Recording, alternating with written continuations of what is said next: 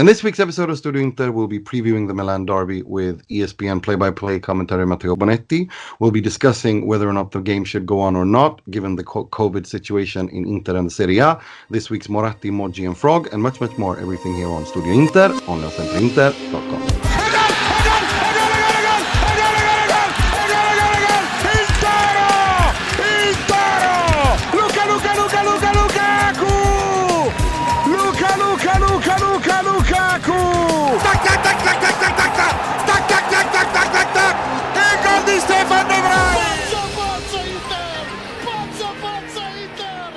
Benvenuti, bentornati to another edition of Studio Inter. I'm your host Nima Tavallaey, hoping you all had a nice, relaxing break over the weekend and that you're all safe and healthy, you and your loved ones, given the state of the world. That's not a given. But before we get to But let's not dwell too much on that, and let's talk about some of the calcio that we hope will be played, or do we? That's part of the debate as well.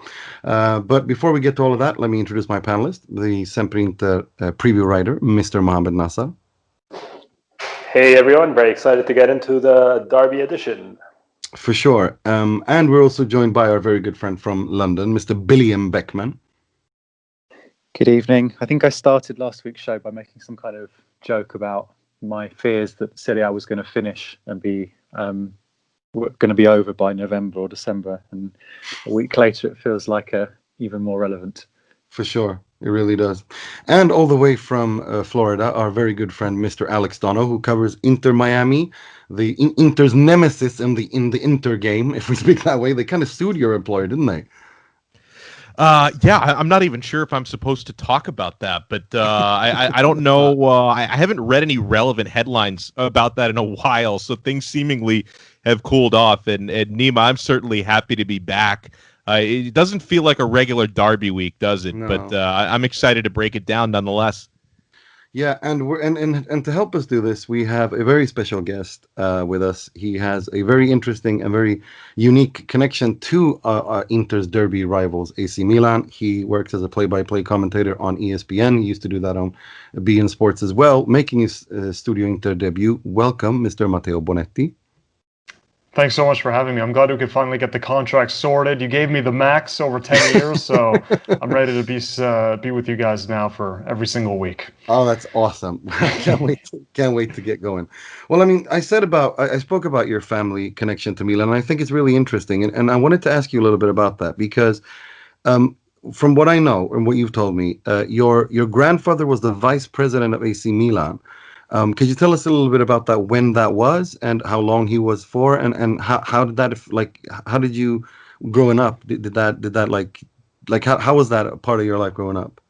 Yeah, absolutely. So he was, his name is Stefano Pioli. He was the vice president from 71 to 73 when the actual president was a guy by the name of Sortillo. And it was funny because before he got that role, my whole family was Interisti, and my dad actually grew up as an Interista until when I think he was about, I want to say 10 or 11.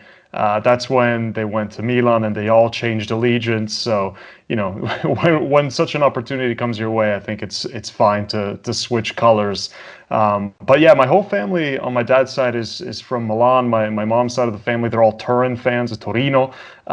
So it definitely gave me the passion early on. I remember I actually grew up in Alex Donno's town of Miami in South Florida. I moved there when I was 6, and me and my dad would always go to the local Café dello Sport, which was the only restaurant where you could watch Serie A, and it was in, terrible post-World War II quality. It was horrific, just grainy black and white, but we still got to watch it, and it was really difficult to watch any Serie A in the 90s here in the States, and that's why it's incredible that now you can pay $6 a month and you see all the games in HD, because it wasn't like that once upon a time. I think now the States is maybe the best place to watch soccer. But yeah, I've been watching every Milan game since I can remember, and then it became more of a whole league-wide job for me when I started 10 years ago writing for ESPN and just covering Serie A in general.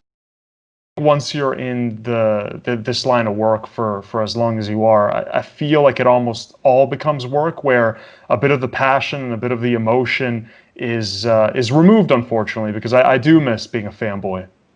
I understand. No, I get that. When you work with it, it becomes something completely different, for sure. I'm gonna hand you over to Mo. Did you have a question for Matteo? Matteo, it feels that there's a lot of parallels, maybe like a year or two offset between Milan and Inter. We've been through multiple year zeros over the last 3 or 4 years, and finally it seems like we're out of the dark, thanks primarily to Spalletti and now to primarily to Suning and now the Conte project. But where do you stand on the current state of affairs at Milan? I know it's been a fantastic summer mercato-wise for you. The fact that Maldini stayed on, is this real deal, or do you still have some reservations? Are you still scarred by the last 4 or 5 years by what's been going on? 4 or 5 years? I thought you were going to go way back, at least 8 years, I'd say now, since 2012, that it's been an absolute disaster. Even the last years of Galliani and Berlusconi were a bit of a, the start of the banter era, given their success in the late 80s and early 90s, and even all the way to the mid 2000s when Milan made the Champions League 3 times, the Champions League final 3 times. But I feel like there is fresh air around Milanello, and even having people at the top of the club that have similar ideas. And even last season, Boban and Gazidis would often clash based on what they wanted in the transfer market. Boban wanted players with more experience, and he was fine getting players like Ibrahimovic and others that didn't really fit the mold of Ivan Gazidis, who only wanted players that are under 25, that still have the best football ahead of them. And when you're trying to rebuild, I really do think that this is the way forward. But for the first time now, and 3 years ago when they spent 250 million euro for tons of players, it was all over the place, right? Because there was Lucas Biglia, who was in the twilight of his career, and then Andre Silva, who was a prospect from abroad. So there wasn't really a cohesive identity to what they were doing in the mercato. I think that's now changed. I think this past summer we saw that they needed Ibrahimovic on that short-term loan because of everything he gives them leadership-wise, and it isn't really leadership in the traditional sense, right? Because I think he terrifies his teammates, but he gets them to run harder than they've ever ran. And keeping Stefano Pioli instead of getting this guy who, had this grandiose image of himself, and Ralph Rangnick, who thought he was coming in as the savior and wanted to be hailed and worshipped when he arrived to Milan. You just stick with good old Stefano Pioli, someone that we all know, someone that Interisti know very well, that didn't come with much fanfare, but he's given this team a sense of being content. And you can see it with the way that they're playing behind the scenes. They all get along, they all respect Pioli, and they all really like Pioli as well, who I don't think got enough credit being a man manager. So for the first time, we're seeing a team that isn't rushing judgment and decisions by changing managers every 6 months. They have a clear identity in the transfer market. And I think that this is the first time that they're going to finish in the top 4 since, 2012? I really do think that this is the next logical step, is top 4, getting back in the Champions League. And then, like Inter in the last few years, being in the Champions League, you can start attracting a different caliber of player. For sure. Alex? Well, Matteo, I'd love your take on what Inter's back 3 may look like this Saturday against Milan. Of course, well documented. We're not expecting to see Skriniar or Bastoni due to positive COVID tests. So if we assume it's likely going to be De Vrij in the center of the back 3 with Kolarov off to the left and D'Ambrosio on the right, your take on that back 3, and how do you see them matching up with Milan's attack?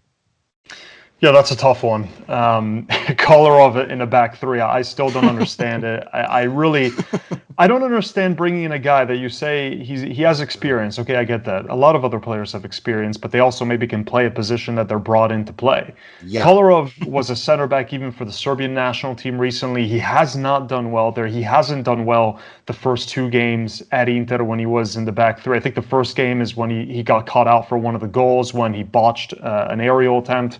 But he just doesn't look comfortable. And Kolarov now, he's basically a dead ball specialist, and that's it. And maybe he can play in a good cross. But in a back 3, you're counting on him to all of a sudden mark much bigger strikers when his whole career he's marked wingers, and poorly at that, because he was never known for his defensive quality. Kolarov was always someone who you get him forward, and that's where you get the best out of very good left foot. He's got pretty good passing range. So it doesn't make sense at all to me in a system like Conte's, where the defenders are normally playing pretty deep. This isn't a defensive line that's going to creep up the pitch. And if they do now, they're going to get caught for pace with two players that aren't natural center backs, even though I think Danilo D'Ambrosio has actually been serviceable at times as a deputy center back, even though he's normally a right back.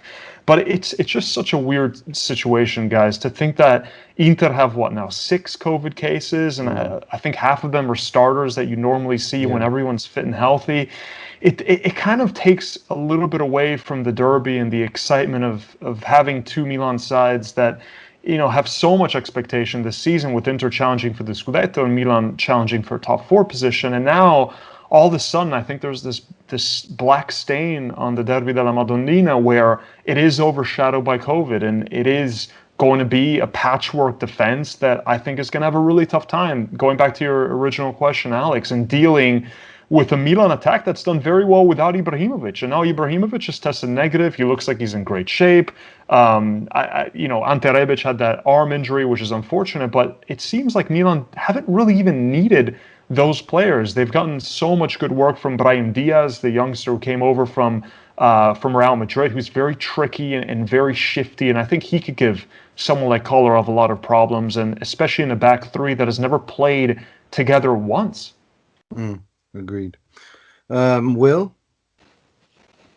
Hi, Matteo. Thanks for joining us, and thanks for your story earlier. I think that's one of the great things about the derby. This derby in particular, it seems to be quite common in Milan derbies. You have a lot of families where you've got supporters of both clubs, which I don't know if that's quite so common in other things, but it seems to crop up a lot with these two clubs in this city.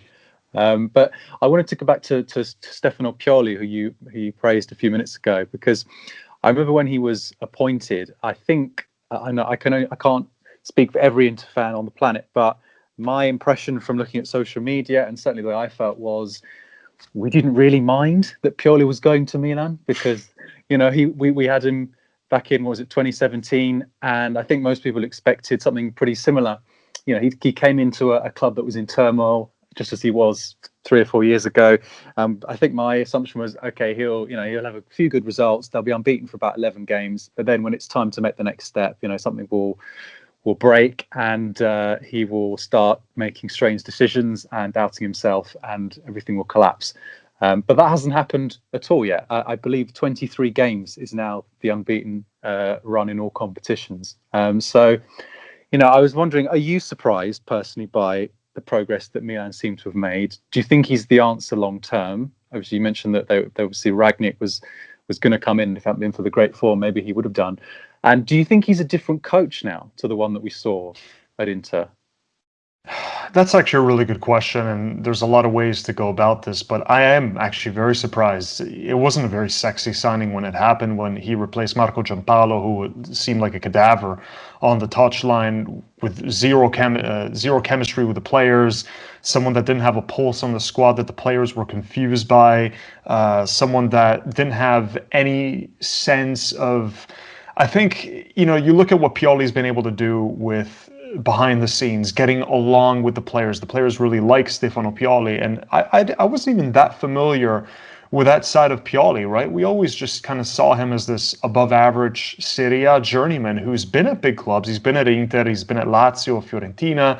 He's always started well, and he's dealt with a lot of difficult situations in his career as well as a manager. But then it seems like the pattern with Pioli has always been that it petered off. It tended to get a lot worse after that initial first period of excitement, where he went on a bit of a winning streak, and it never really seemed to last, which is why he's been at many different clubs now. But hey, he's come to Milan, and it couldn't have gotten any worse to what we saw with Marco Giampaolo. The team was in disarray. They were playing a formation that clearly did not suit the club, this narrow formation that he tried, and then he panicked and he went back to a 4-3-3. It was just an absolute mess. But Pioli comes in, and I feel like he's also given a lot of the reins to Ibrahimovic, and Ibrahimovic deserves almost as much credit, I think, as almost an assistant manager at the club, someone who finally comes in with this long resume of being a winner, knows what it takes to win domestic titles, and the club has looked up to him. And with this mixture of Pioli and Ibrahimovic, I think you finally have a team in Milan that for the first time in 7 or 8 years feels like they can come back from adversity, which is not something we ever said by them, right? We always said that anytime that they faced any sort of hardship or they went down a goal, you could see the team deflate. This is no longer the case. This is a team that if they're down 2-0, you feel like they can come back. And that identity, that character, and just the personality where it looks like they're a winning mentality side is definitely an attribute of what Pioli's been able to do with this side.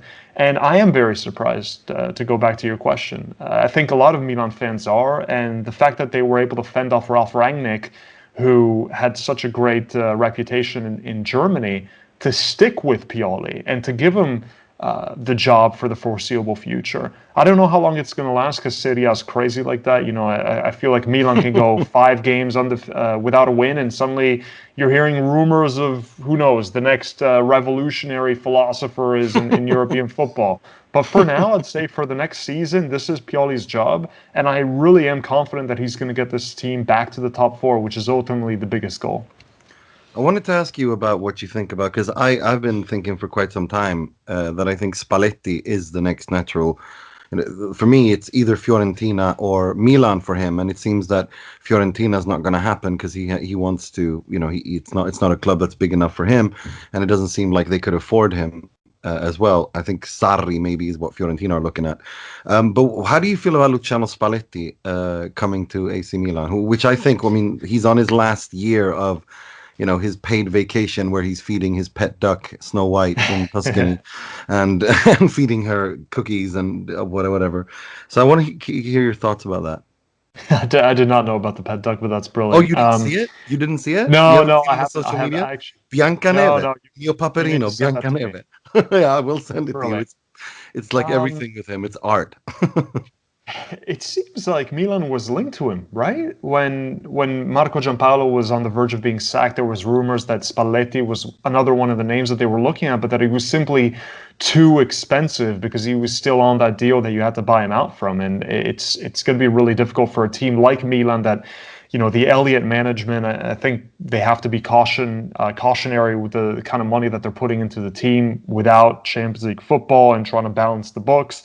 And I think that they've actually done a really good job in spending money wisely where it is most important, which is the striker position. But for Spalletti, when I heard his name being lobbied around, I think at the tail end of 2019, I wouldn't have minded that. I've always thought that Spalletti was a very good Serie A tactician. I remember his Roma sides with that 4-6-0 formation, with the strikerless formation, and some of the most entertaining Roma sides of the last 15 years. But, you know, in the end, Pioli was the more low-budget pick, and I just can't see a scenario in which Spalletti comes in to replace Pioli. It can't have gone any better than what we're seeing right now from Pioli at Milan. So I don't see that being a switch in the future.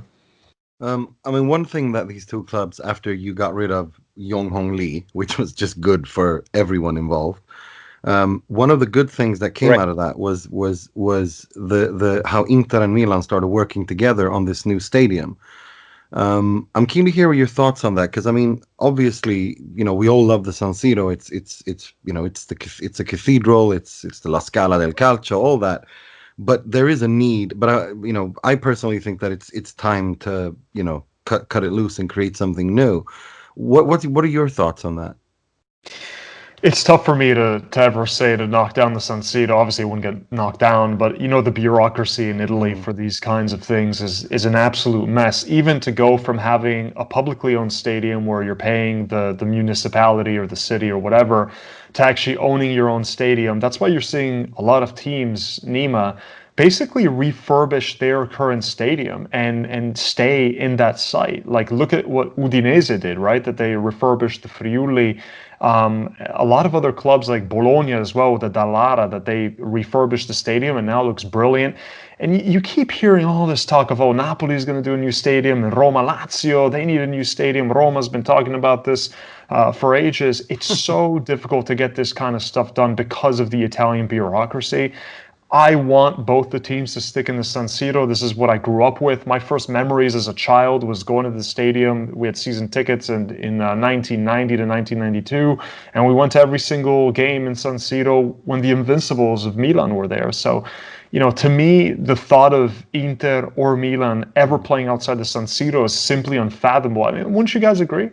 Yeah, no, I agree with that, but at the same time, if the Serie A and Inter and Milan want to seriously compete with the elite of Europe, they have to own their own stadium.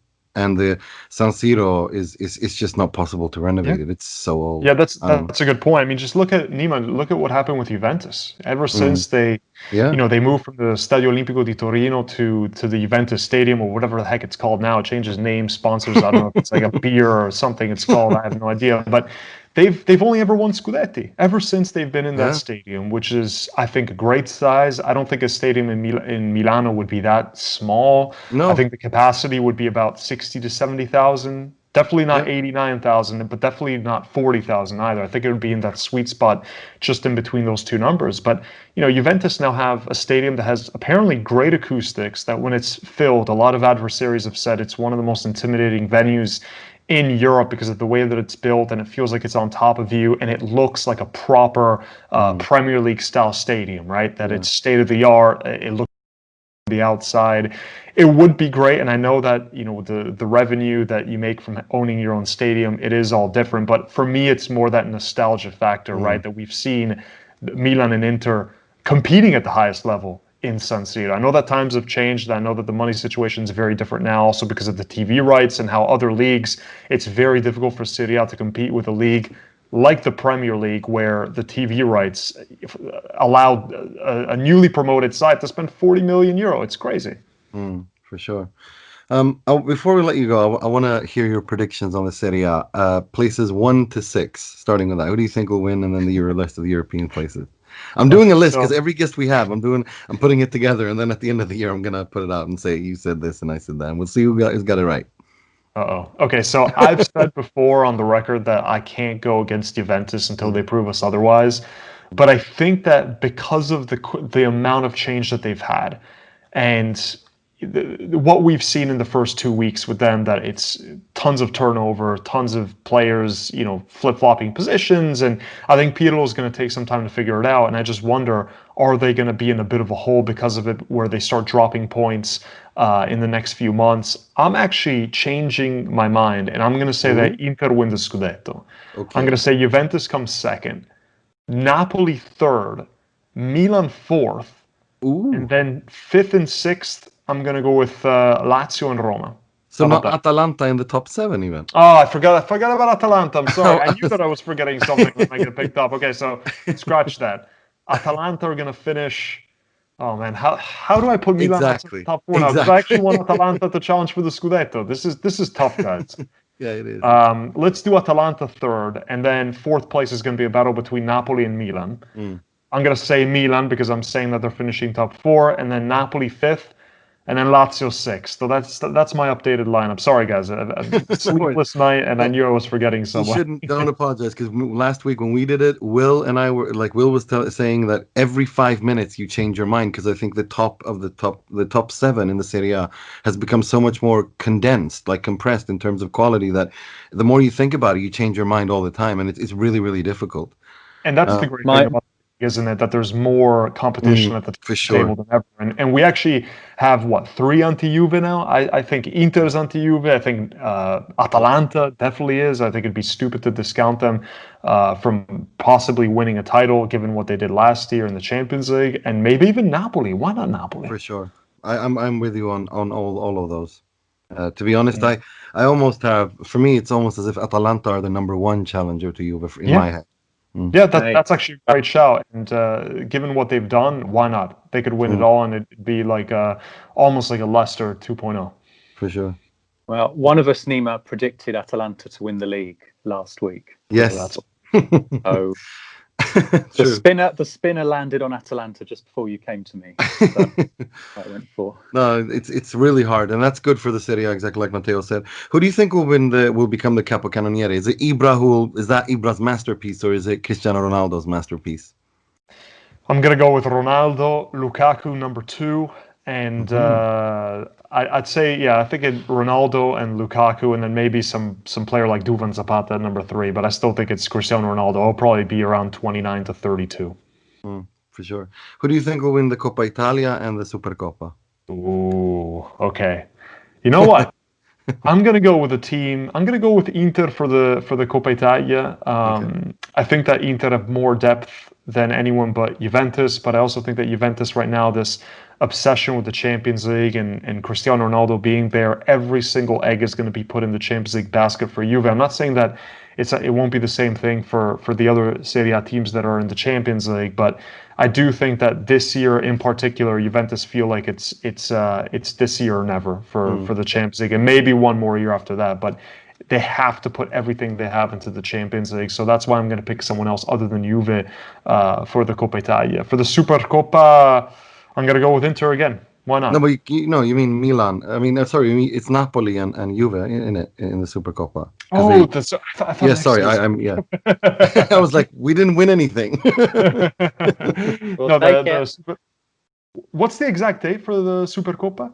I think it's in December. I'm not gonna lie to you. I think they usually don't they play it around like Christmas or like just like in Saudi Arabia? Last year, I think it was in the beginning. It might have been early January, like second week of January. We did that game as well. Guys, ask me that in a few months when we see what's going on. This is too early for this prediction. Nice. Like we don't know what's gonna happen with COVID. We don't know what's gonna happen with the team form. So. Let's wait on that. Maybe we can do a Supercoppa special in a few months. For sure. Before we let you go, Matteo.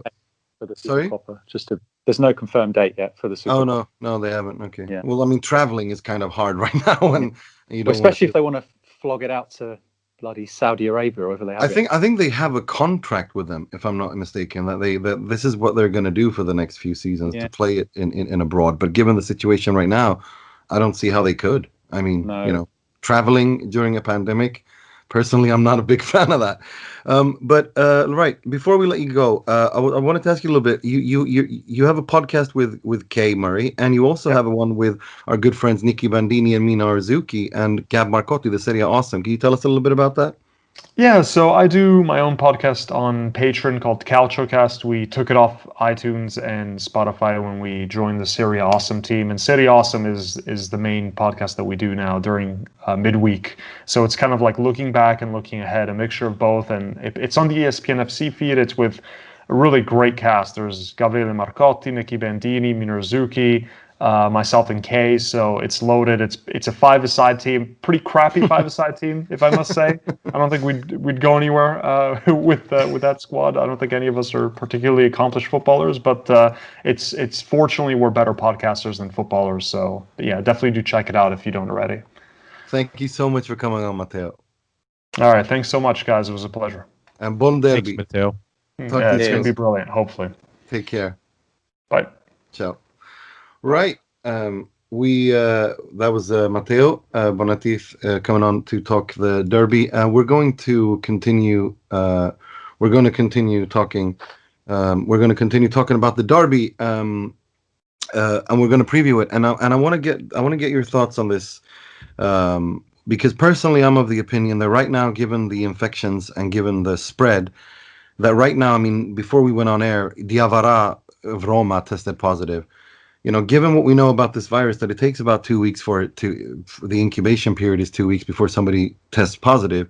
I think the smart thing to do right now, and it's not just because Inter have 6 positive cases, but it's all of, you know, we don't want a situation with Genoa where you have 17 players and then they've already played each other and then they just keep giving it to each other. So personally, I think maybe it's a good idea to postpone the Serie A for a couple of weeks so that they go into the bubble And once you know who's got it, and they're kind of in lockdown, not lockdown like that, but the kind of bubble that Alex, you can tell us more about, maybe the NBA had, and the NHL and all that. But which is really, really advanced. I mean, they had their own city almost.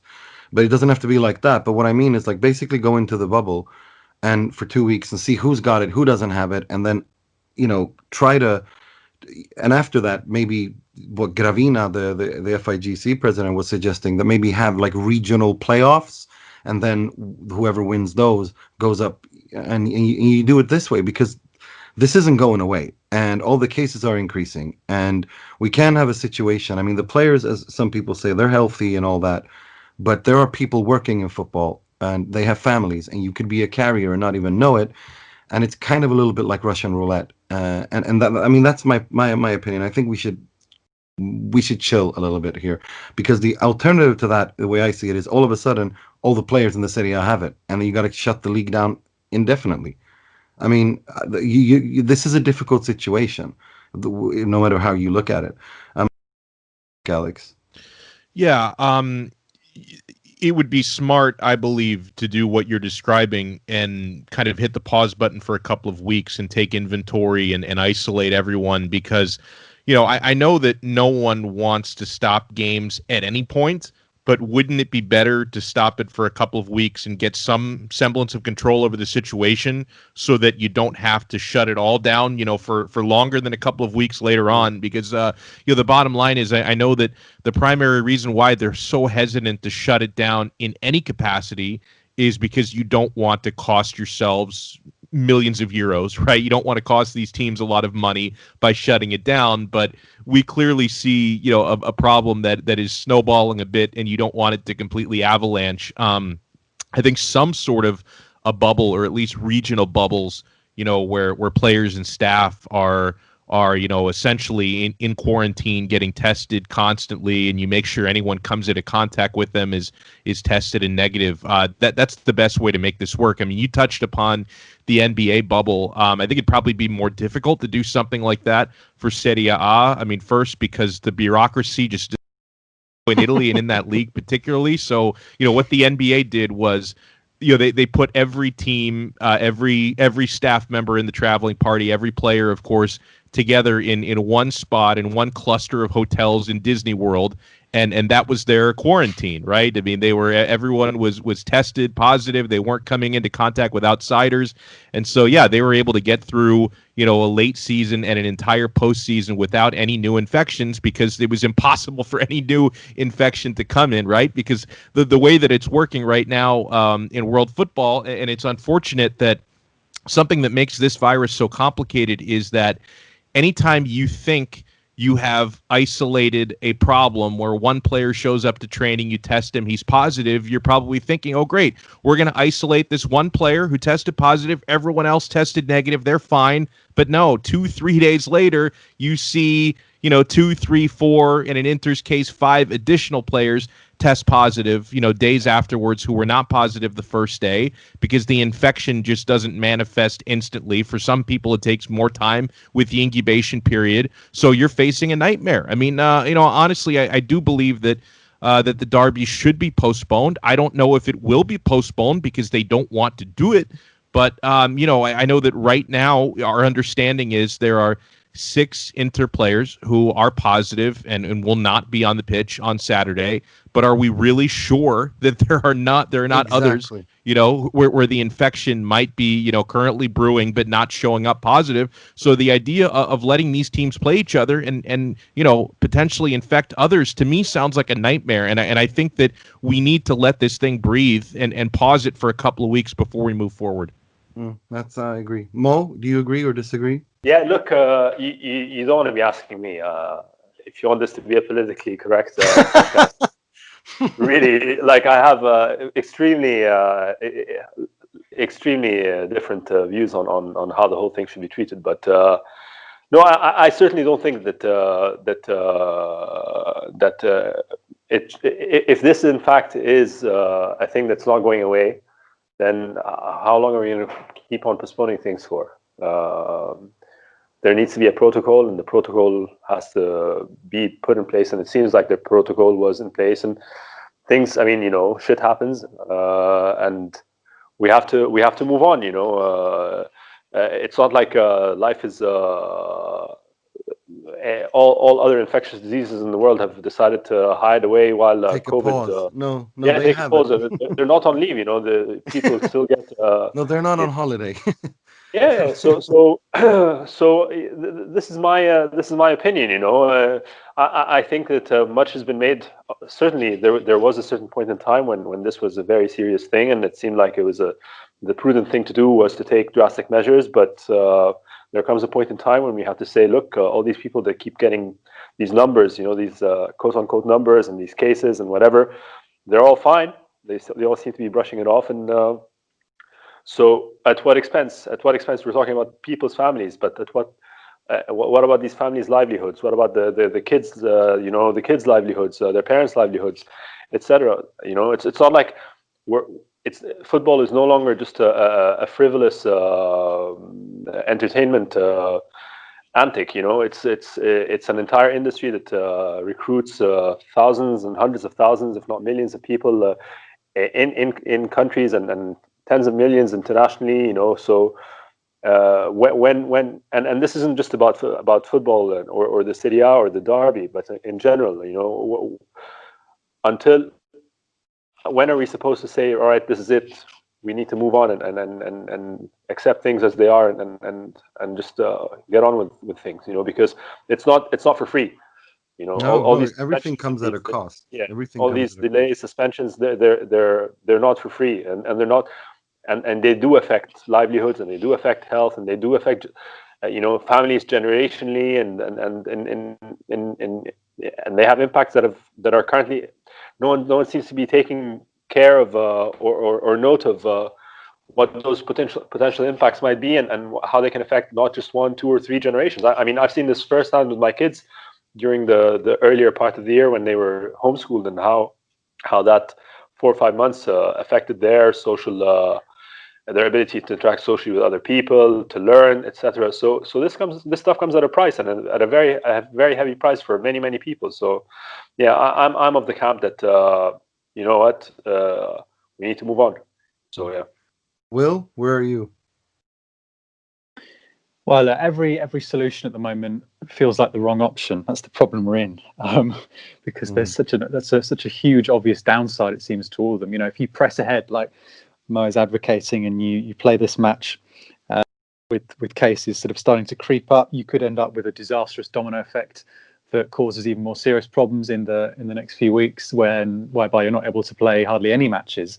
But if you stop and you take 2 weeks out, then I think even that in itself means you can't complete the season as it should be done in a 38-game season, because there are already no spare dates as it is, with the Euros coming up next year. So that's going to, if you do that, so poorly planned. I think. Yeah. So that's the problem. This is a season where we are playing the same number of games across all competitions, but with a month left. No games have been taken out.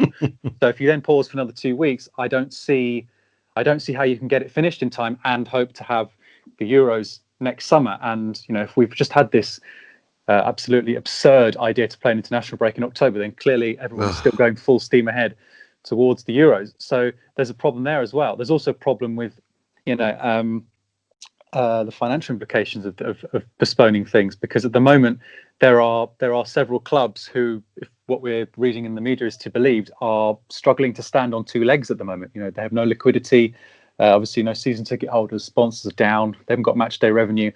So if off this match, then that would reinforce other clubs to say that they want to not play in the same situation. You then have a domino effect in terms of postponements, and everything falls down. It's really hard at the moment to see how this season finishes properly. But I do think there is a protocol in place. It's an extreme protocol, because 13 players who have a shirt number is half your squad. That is an absolutely huge number of absentees to be playing on with when you've got matches every. we're in a situation, we're in a state of emergency at the moment. The numbers around Europe are a testament to that.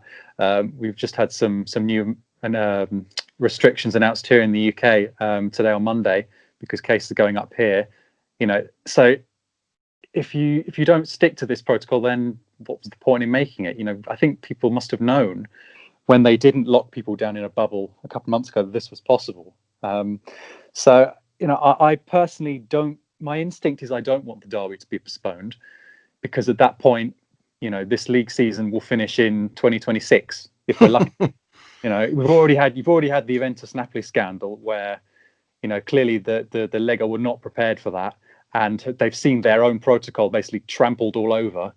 If this match is postponed as well, despite neither of the conditions being met for an automatic postponement, which is having 10 or more positive cases within a space of 7 days, which at the moment Inter don't have, then I think you will descend into even more chaos. But I do have sympathy with the because ultimately, that's my sporting hat on. But with my sort of human public health hat on, I'm very worried that Inter have 6 positive coronavirus cases. Forget Inter's league season. They've all got families who they're going with. Well, exactly. So, what do you do? I think what will happen is that the match will be played at the moment, because I think that the league will probably resist any opposition to playing this match, simply because of the calendar chaos that it would create. Incidentally, I think the Corriere della Sera reported today that Inter are not intending to request a postponement. They don't want to create any more chaos. But you can see that this is a very fast evolving situation. I think Repubblica reported this morning that there was a meeting with the 20 medics from all the Serie A clubs, so the chief medical staff, and predictably, according to a report in Calcio Finanza, the meeting between the medical staff of the 20 clubs did not produce any useful proposals, which I'm really surprised by. Yeah.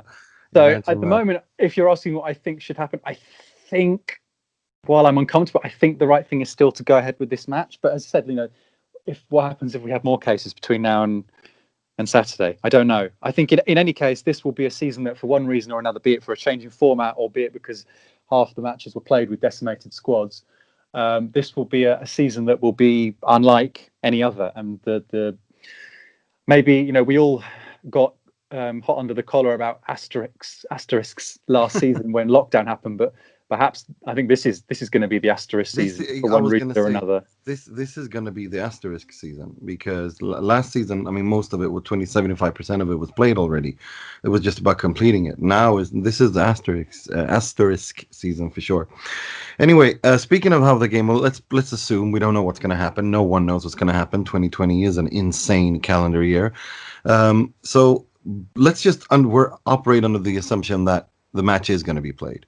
And under that assumption, what kind of game do you expect? Because with that back three, that nightmare back three, and then you have Ibrahimovic coming back, and you have Rebic probably coming back. All these Milan I think Milan are going to mop the floor with Inter, to be perfectly honest with you.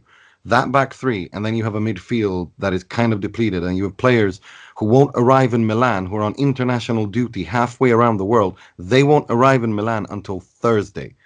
And then you have Friday, and then you have the derby on Saturday. I honestly think this could get ugly really fast, really, really badly for Inter. I really, really think so.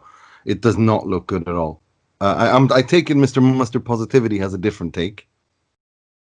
No, look, I think ultimately we're not going to lose the derby, but I don't think it's going to be even the most optimistic of us can't really predict the derby going in the way of the last few years. Yeah, exactly. But I don't think we're going to lose. I don't think so. I think Inter will go into the match with the lighter load on their shoulders. We don't have an unbeaten run to extend. We don't have a chip on our shoulders vis-a-vis Milan. We have nothing really to prove. We're the ones with the decimated squad and the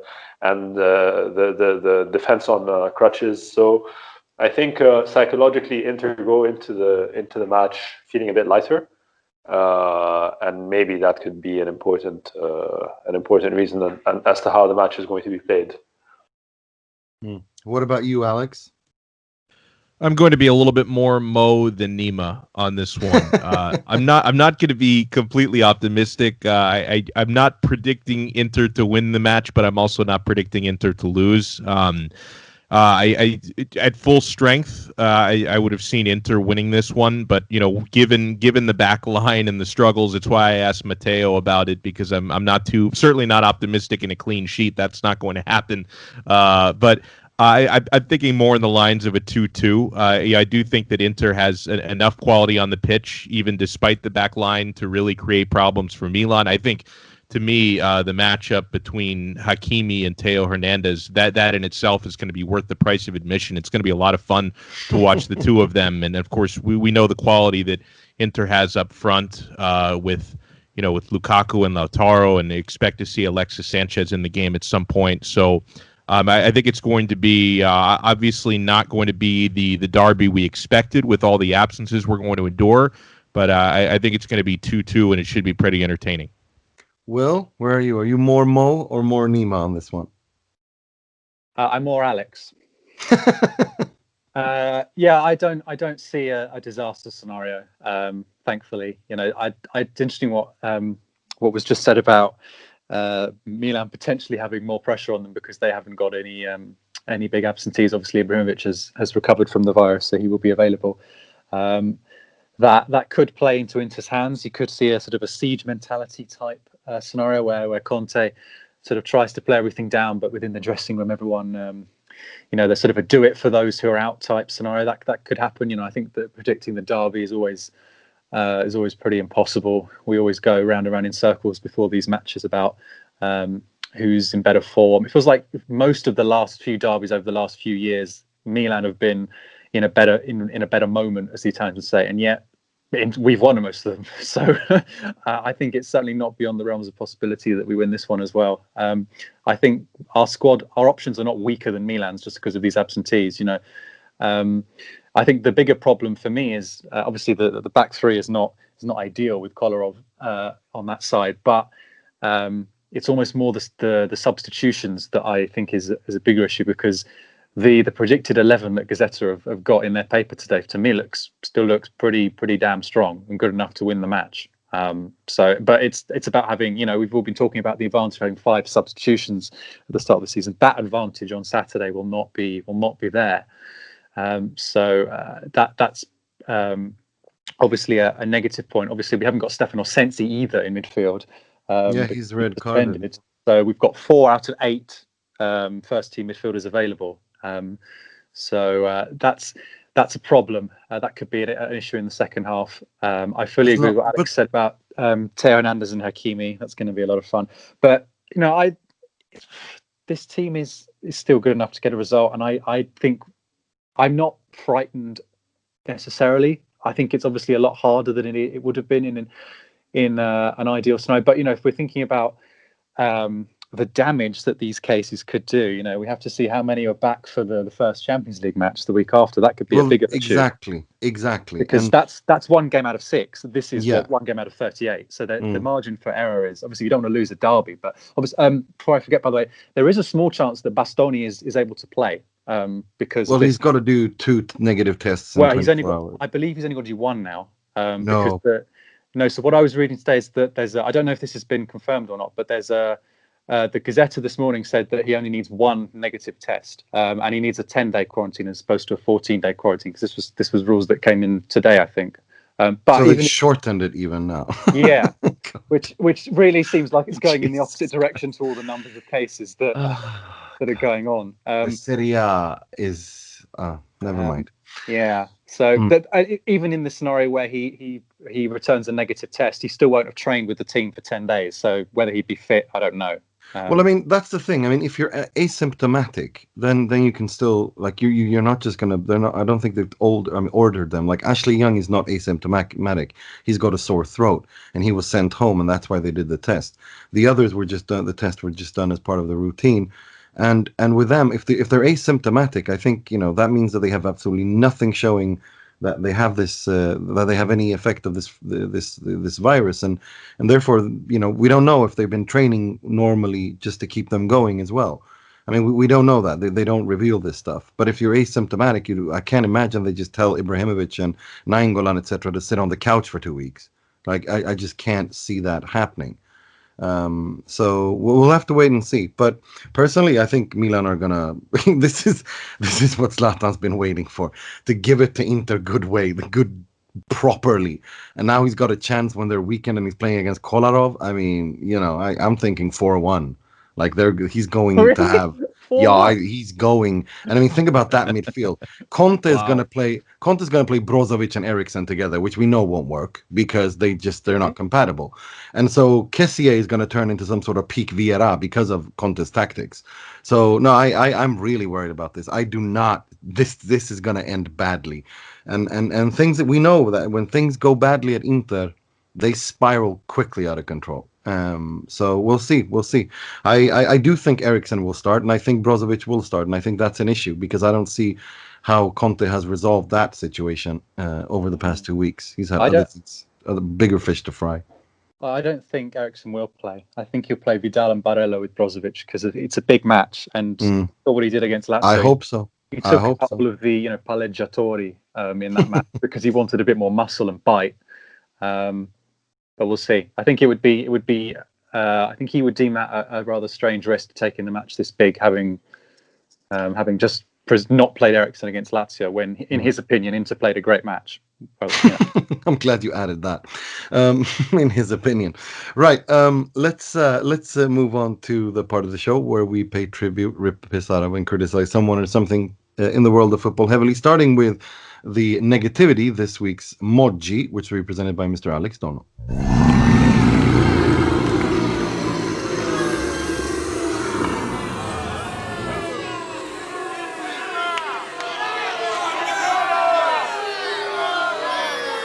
Nima, I'm going to steal the word that you used for this Moggi. The Moggi goes to the asterisk, right? The Moggi goes to COVID-19 and the situation that Inter are in. And, of course, on a much grander scale. I mean, this is infecting the entire world, the entire Serie A. But if I'm going to look at it in the microscope, going into a Milan derby, potentially without Bastoni. I know we discussed the possibility that maybe he gets cleared, but I'm going to assume there's no Bastoni, no Skriniar, no Gagliardini, no Nainggolan, no Radu, your backup keeper, and no Ashley Young, who is the most recent positive. That this is not going to be the derby we hoped for. This is not going to be the derby we expected. God willing, Inter can still grind out a result or even a victory. But, this pandemic has been affecting people's lives in many more serious ways than this. But this, of course, being the hand that Inter is dealt heading into this game. Yeah. 2020 is the Moggi. Yes. This entire year can just do one. Right. Let's move on to something much more comical. This week's Frog, which will be presented by Mr. William Beckman. È clamoroso! Autogol di Ranocchia! Yeah, I feel bad to rain on this man's parade because he's had such a good start to the season. But I think I'm going to give this frog this week to Carlo Ancelotti, who is currently top of the Premier League with Everton, which I don't think anyone had predicted at the start of the season, having signed James Rodriguez and Alan and got everything bubbling along very nicely after a difficult start last year. But he's been rather hung out to dry by FIFA 21. I don't know if you guys have seen this. No. The FIFA 21 was released on Friday, I think. At least it was here in the UK. And basically Ancelotti on this game looks absolutely nothing like Carlo Ancelotti. And I will, obviously this isn't going to be very useful for listeners, but it is gone viral. I'm going to send it to our chat now, so at least you know that what I'm actually getting at here. He basically, I don't know if anyone's heard of Paul Hollywood, but he either looks like Paul Hollywood, who's the baker who does the Bake Off here in the UK, or he looks like a sort of a bouncer in a nightclub. Oh my God, I've got the photo now. He looks like a Russian spy from a movie, like a 1980s movie, if you ask me. Yeah. A couple of other shouts on Twitter were a mix between Sam Allardyce and Steve Bruce. I was going to say, he looks like big Sam Allardyce. Yeah, which is really the ultimate insult for who's top of the Premier League with a lot of expensive players that he's brought from overseas. I mean, I don't know how they do these things. I'm not a graphic designer or whatever, or an illustrator or anything, but I can't imagine that that's the best impression of Ancelotti they could have got for their game.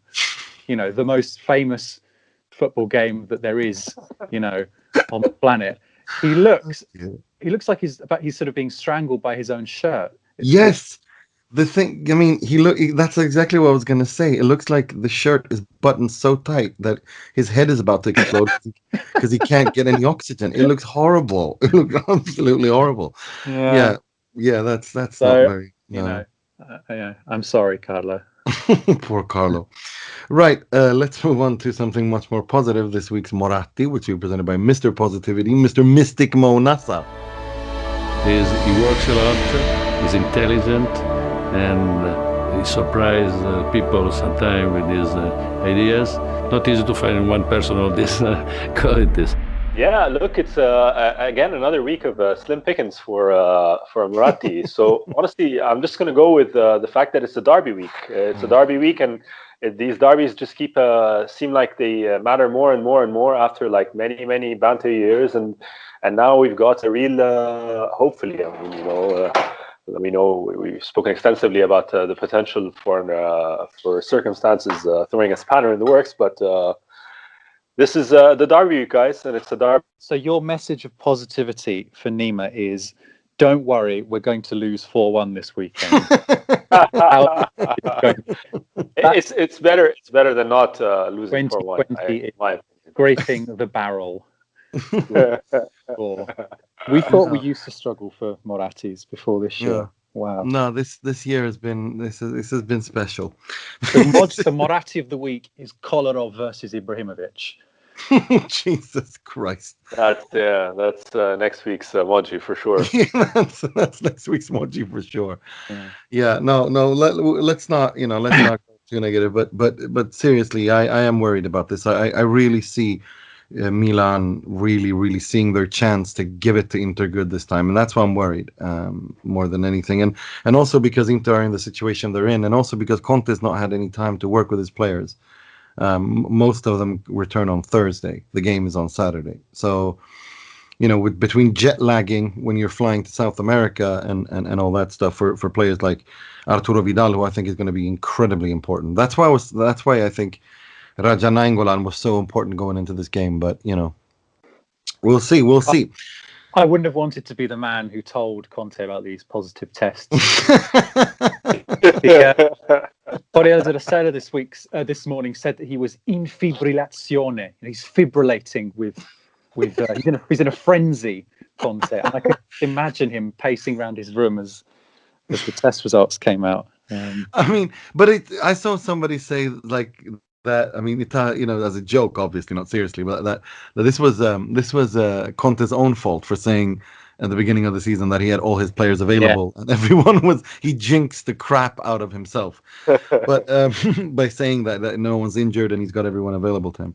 But I mean, no. I mean, we'll have to wait and see. Another person, I can't remember who it was. I think it was Daniele Mari on FC Inter 1908, who said that he has absolutely no doubt in his mind that Inter will go into this game with 9 COVID cases. Because if you have 10, you're allowed to. Exactly. That's peak Inter. So we need Handanovic, Lukaku, and Barella with the next 3, and we'll have exactly cases. Tardelli in goal. Tardelli, because Radu's positive as well. Yeah. Tardelli and Pinamonti to lead us to victory. Oh my God. Oh dear Lord. But remember, the derby is the Moratti of the week, guys. So it's all okay. Oh my God. God. You put it that way, Will. Will just took a dump on everyone's life. Love it. No, Right. we're gonna win. We're gonna win. Right. Well, we'll leave that to where it is. I want to thank Alex Donno, Matteo Bonetti, Mr. Mohamed Nassar, and William Beckman for this week. I'm hoping we will be back next week, but I hope that when we return, it will be a derby win and 3 points. And sempre e solo Forza Inter.